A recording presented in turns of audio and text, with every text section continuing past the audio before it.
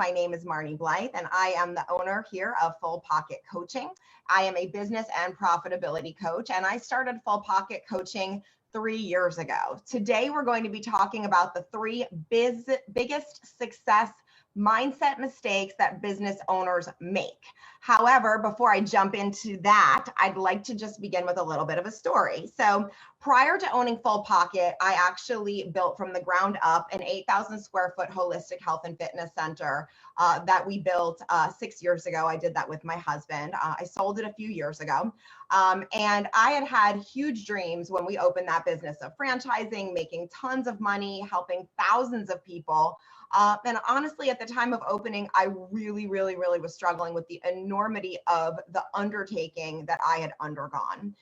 To open this center was a humongous sacrifice. I put everything on the line, my marriage, my finances, my time, my everything. And it made me feel extremely scared and overwhelmed. Those first few months, I was frozen with fear. I can actually remember sitting, having coffee with a girlfriend and just crying because I was so scared. The monthly expenses to run the center were $30,000 a month. And I had felt like I had taken on more than I could handle.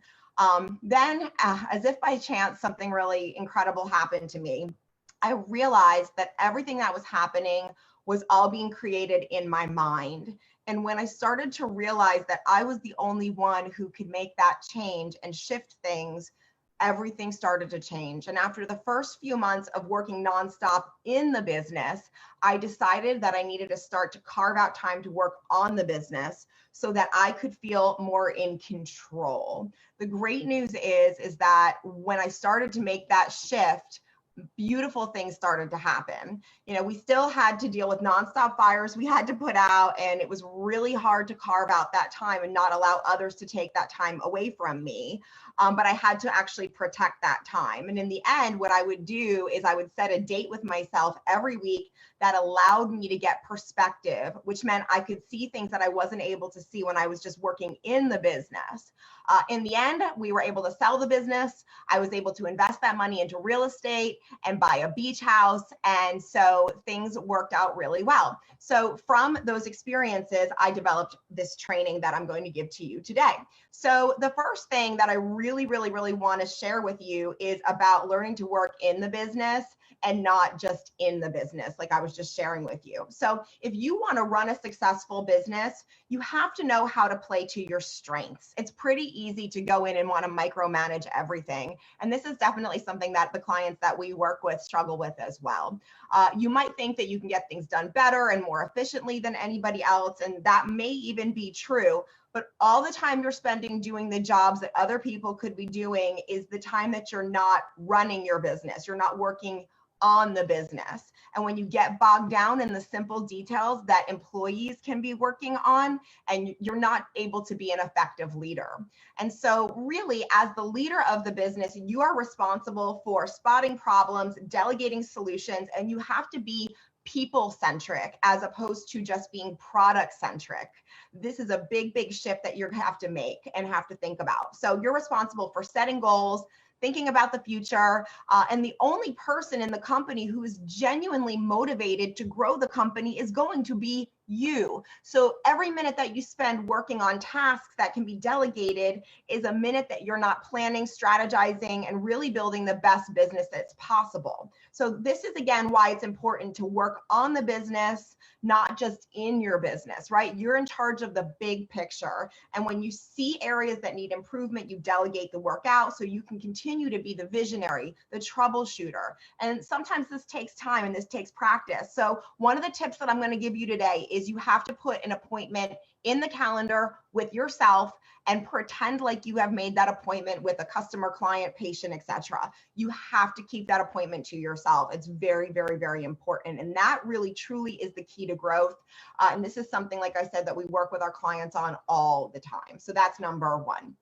Number two, this is a big one, and I am so in alignment with this because this has been a huge shift for me.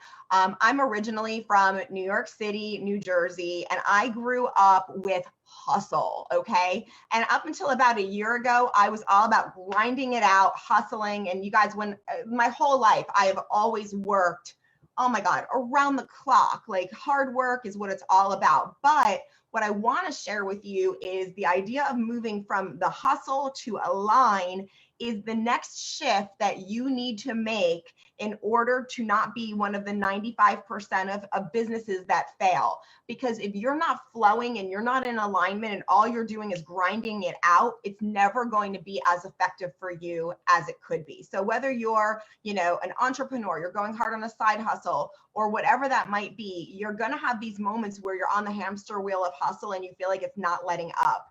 And, maybe every day feels like that battle, energetically, where you've lost touch with your routine and you're just going straight into action mode. You have got to, again, take time in order to align yourself. One of the things that I do, I actually meditate 2 to 3 hours a day.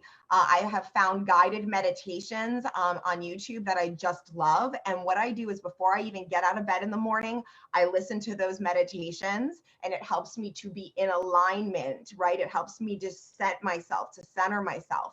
I actually put reminders in my phone that go off throughout the day that remind me to stop, because otherwise I'm hustling, right? I am doing videos like this for you guys. I'm working with clients. I'm doing blog posts and, all the other things that we do. But if I am able to stop and hit that pause button between stimulus and response, that's where your power comes from.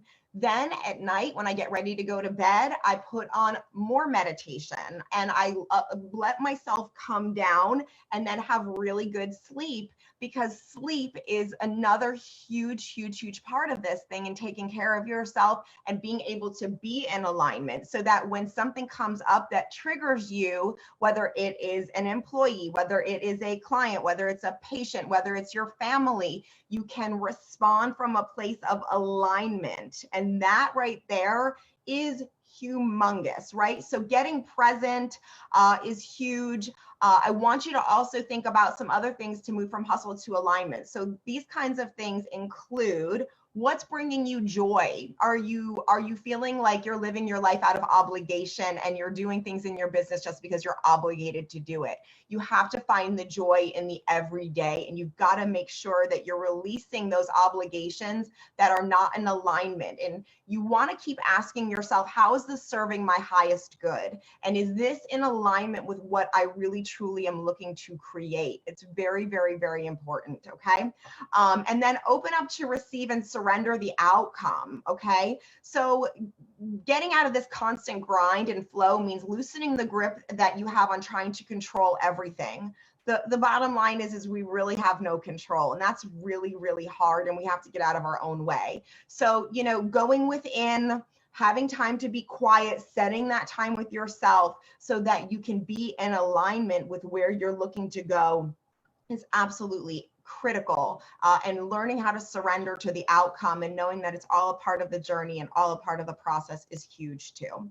Finally, the third thing, some of the biggest mistakes that we see business owners making in creating a success mindset is in the giving value to others, and stop being self-centered, right? So helping others isn't just a nice thing to do. And when you help other people, you gain in return. So this is having a servant leadership attitude. This is the concept that they talk about in BNI of givers gain. And when you give because you know that we live in an abundant universe, and that what you give out comes back to you a millionfold, right? So giving leads to getting, and it leads to personal growth, feeling good. I want you to practice taking a genuine interest in other people and being a really great listener, being an active listener. Being a great listener means that God gave you two of these and one of these, right? So practice the art of active listening and being able to see the world from another person's perspective. So when you focus on the value you give to others, you really start seeing other people's needs a lot more clearly. So I hope that this resonates for you today. I actually have a little PDF download that I'd love to encourage you to go ahead and download. I put the link in the body of the comments, and this is a 5 quick and easy ways to develop emotional intelligence.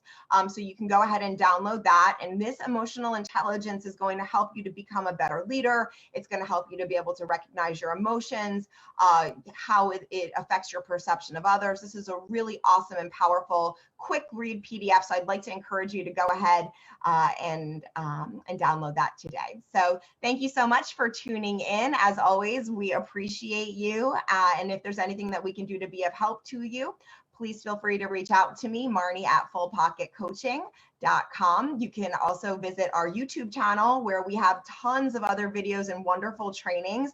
Fullpocketcoaching.com is our website if you'd like to get more information about our services, what we do, and how we do it. So thanks, you guys. I hope you have a great day today, and we'll talk to you very, very soon.